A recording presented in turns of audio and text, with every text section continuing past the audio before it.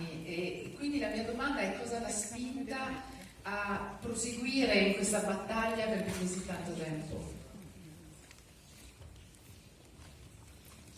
I'm a greedy actor. I saw a good role for myself, and there aren't that many, so I kept at it. But also, it's a wonderful. The character in the novels are really memorable. And then once we decided to open it up into some of the social history of New York, I've lived in New York 30 years. I love the city, and it has so many things that are wonderful and also dysfunctional about it. And I liked the idea of digging into that, but it was complex. Fusing the great character from the novel with this kind of deeper history was a complicated puzzle. Che impressione le ha fatto quando ha letto la sceneggiatura e perché se n'è innamorata? I loved the script when I first read it. I'd never really read a detective noir thriller before, and this was, it was so rich and layered. All the characters, they were all introduced, through Lionel's point of view, and I love Laura Rose. I like what you said about her rescuing him. I mean, in a sense, I thought she defied cliches, especially for women and women of colour in movies from the 50s. She's not the 50s housewife. She's not the femme fatale in the sort of, classical sense, or the jazz singer in the nightclub kind of version. She's an educated woman. She has a law degree. She's involved in community activism against racial discrimination in housing. She has a purpose in life, and I really appreciated those layers. And then really working with Edward, in terms of developing the dynamic between them, it's quite a delicate and sort of tender dance, really, as they get to know each other. Both really thinking that they can get something out of each other from the beginning. She thinks he's a journalist who's going to help with her cause, and he's investigating the murder of his friend. So I like the fact that it wasn't sort of sentimentalized romance, that they really came together and they saw each other in a way that perhaps society often overlooks them both in different ways. Him because of his Tourette syndrome, in a sense, and her, in the period, being underestimated as a woman of colour who has all these qualifications and people thinking she's a secretary a lot of the time. So I kind of like that it was an unconventional union, and then just the period and New York and so many things that made it such a lovely challenge. Okay, that was like 6 questions. I think. Let's see. I don't relate the challenges of one character to things I've done before necessarily. Each one is very unique, and someone said, "Oh, you've played characters with conditions or afflictions before," but the truth is, I haven't really. The ones I've done, they were all lying. They were all faking. This I think this is the first time I've played a character who has an authentic. He has an authentic, condition that he suffers from. The other ones were all just good actors. But I think that was part of the question. I think that whenever you play someone with a condition, you need to give it the respect of taking the time to study everything that you can about it and meet people who really deal with it. But the good thing, the thing that's interesting about Tourette syndrome is that it's it expresses itself in highly individualistic ways. In every single person, the combination of symptoms is different, and that allowed me a certain freedom to create the blend that I liked, and I took different symptoms from different people that I met. I think my part of the question was, is it hard to be directed by such a great actor? A great actor, I think. So, wait, I think that's how you did it. That's what you said, right? My answer is no, because obviously when you're working with great actors, you know, hopefully something rubs off on you, but you also steal from them too. In terms of you learn a lot being surrounded by all of that talent. And I think, you know, for me, Edward is so well respected by his peers and has been able to assemble such an incredible cast. It really was just inspiring to be around all of these thoroughbred New York actors. For me, as the only Brit in the acting department, it just really just kept me on my toes and stretched me, to be honest. And that was, you know, I always like to grow and be challenged. And I think obviously when your acting partner is also your director, it's an adjustment because you know, there isn't that typical sort of distance, but it actually makes it more intimate, I think, in a way, and it makes you sharpen your intuition. I think, you know, a lot of the nuances of the performance, you know, Edward would be in the trenches with you, and you know, there would be notes, but I think you would definitely feel together, you know, how the scene was evolving in the more emotional moments. So no, I mean, I think, you know, working with great people stretches you and makes you better too, hopefully. The music in the film it's all the things that I love. It's different things that I love put in a blender together.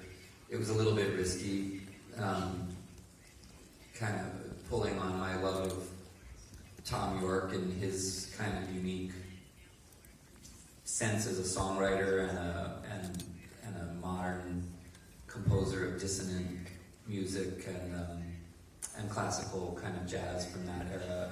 But the great thing about working with people like Tom and Wynton Marsalis and Daniel Pemberton is they're all so good at what they do that they're interested in working with people outside of the box of what's familiar to them, and they were very, they all embraced this idea of fusing different influences or different styles, and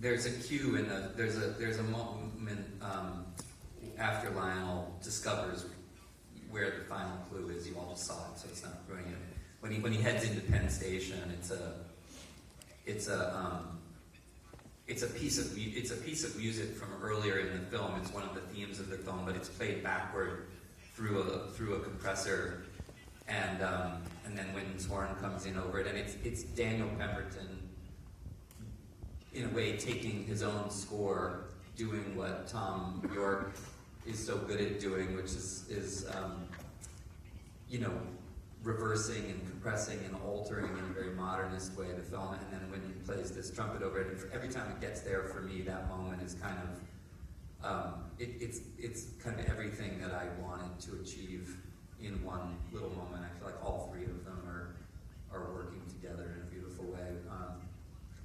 And I think Daniel, Tom and Wynton are obviously enormously celebrated musicians. Daniel Pemberton is for my money, he's one of the really great new talents in film music. I think he's a composer of like a really extraordinary talent. He wrote that whole score in like 4 weeks, and I can't say enough about him. I think he's a monumental talent.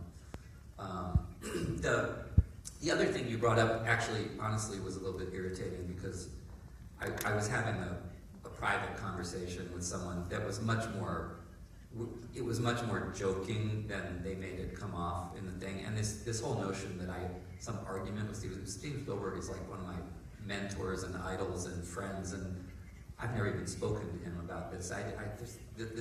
This is what clickbait journalism does that's really negative in the world. They create arguments where there's no argument. Like, I just made a comment that I think that the way Netflix handled Roma to me was extremely positive, and I thought that was great. And I don't happen to agree that that's ruining cinema, but it's not an argument. It's just a comment. And I think that again, this was a conversation I had with someone we were really laughing in a lot of ways. We were laughing about, people said that television was going to kill cinema, and then they say Netflix is going to kill cinema. And what everybody has to, I think the landscape is shifting and changing. I think you have to celebrate it. I made a very offhand comment with, frankly, there was much more of a smile in it than they made it sound like. But I think it's always really important. We've all had the experience of going in a cinema that maybe they're not, they haven't changed the bulb and it's too dim. And I think I was saying, to me, the experience of seeing movies in cinema is very magical. It's very important that with all the work we put into the technical components, you want the presentation to be high quality, right? That's to me, that's not a very controversial statement in the slightest.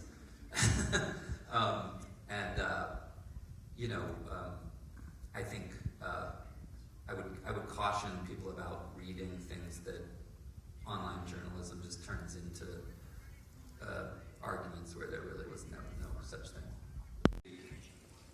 The music, that was the music that was taking place in that era, so that was a big part of it. But I did like the idea, to me, a lot of the jazz from that era that I love, that everybody loves, of Charlie Parker and Miles Davis and people playing, this very improvisational form of jazz bop and hard bop. That, as a musical form, it has an almost Tourette's-like. It's very improvisational and it takes melodic lines and repeats them and repeats them and changes them and changes them. And the analogy to the way that the compulsive head thinks was it just seemed very nice to me. I think also there's a passage in the book. In the book, the author writes this beautiful passage about what music does to the head, the comfort that it gives Lionel. But it's very literary, and I thought that it would be nice, in a film, you want to make it more cinematic and nonverbal in some sense. And I thought a moment where something that he's always trying to put down and restrain finally gets a little bit of a moment of liberation where his condition is kind of gets a brief moment of kind of pleasure at the interaction with something creative and wonderful like music. And it's sort of, you're chasing an emotional feeling, an emotional idea of the way that music liberates all of us, and I thought that seeing him have that moment would be nice. In realtà il fatto di essere proposto oggi questo film può essere anche un messaggio un po' contro lo status quo attuale dell'America, con questo potere così importante legato a coloro che ai costruttori, c'è una relazione anche con la situazione attuale politica che avete negli Stati Uniti?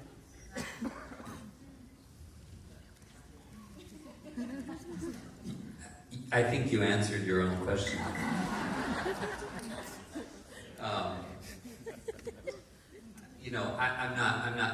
I'm not trying to be tricky. I think that if you saw those things in it, then I'm happy.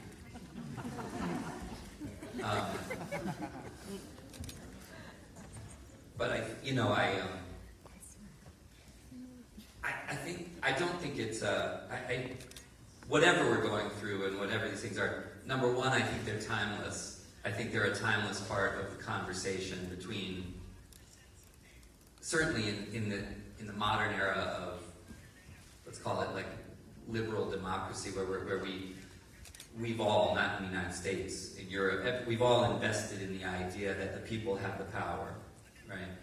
And this is our modern social compact is rooted in this conviction that we've taken the power back for the people, but the idea that there's always a threat to that, there's always a pull toward that there are people and forces that take that power away from us. This is timeless and eternal, and it's not just in the United States. I think the romance, the romance that societies go through with bullies, with people with the autocratic impulse, is very strange and dark. And I think that we're seeing it in Europe, we're seeing it in Latin America. We see these ebbs and flows of how much we're going to tolerate. And I think that to me, that's just an interesting question. The idea of the shadow presence of that is, and the idea that we have to stay alert to it is compelling to me.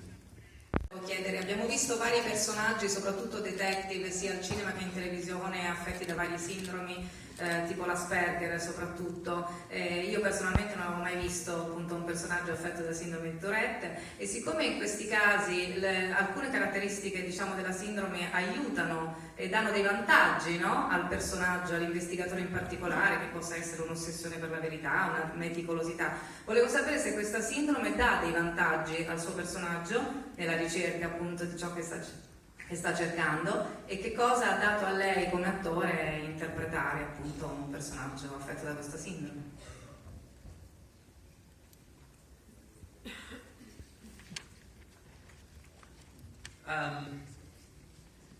Well, yeah. I mean, again, I think you can sort of see, I hope, in the film that there are, if not blessings, there's things that he and Bruce Willis's character understand or give him some advantage. I think sometimes I think that what's more interesting about characters, the challenge of characters with an affliction is it's not representing their condition, it's depicting the total humanity of the character. And I think, to me, what was always, it gets back to what you said about her saving him. To me, the most interesting component of it is that, yes, that his daily struggle is this condition that he has, but in some sense he's passive. He's not. He's defining himself with it, and then only when he meets someone else who he realizes she has her own struggles, but she's still fighting. It's like I think, like a lot of us, he has to realize that the things he struggles with on a daily basis are not an excuse for being passive in the face of what's going on. And I like that, because I think I think that some of these noir stories are very cynical, in their conclusion. I mean, historically, I think they are, and in a way, I sort of felt like we can't really afford that right now. I don't think it's a time for cynicism or apathy. Sure. It's too. I did the work. I mean, I wrote the script and create these characters that are not in the book.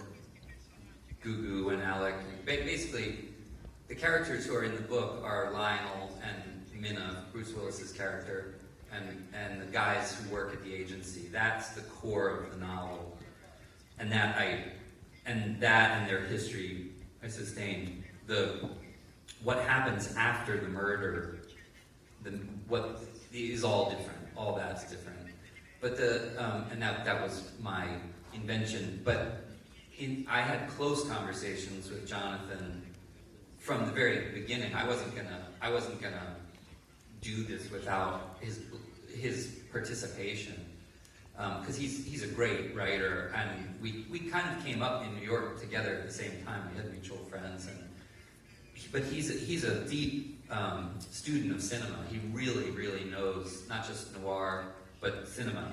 He's a very, very deep student of films, and we talked about the book is incredibly wonderful, but it's essentially a character portrait. It's not a plot. It is, but it's not about the plot. It's not his intent. He had no agenda with the plot other than the portrait of the character in many ways. And I just proposed to him. I said, if we could keep the emotional core of that character portrait, maybe with the film, we could send him into another adventure that has a deeper political dimension. Almost like use the character and then expand further, be true to the novel, but be more expansive. And he loved that idea. We talked about how great detective writers like Raymond Chandler that, they did multiple books with Marlowe and different, and that's how I viewed it. Was he's created this great detective character. Let's utilize him. Let's carry him into like James Bond. But this is his second adventure,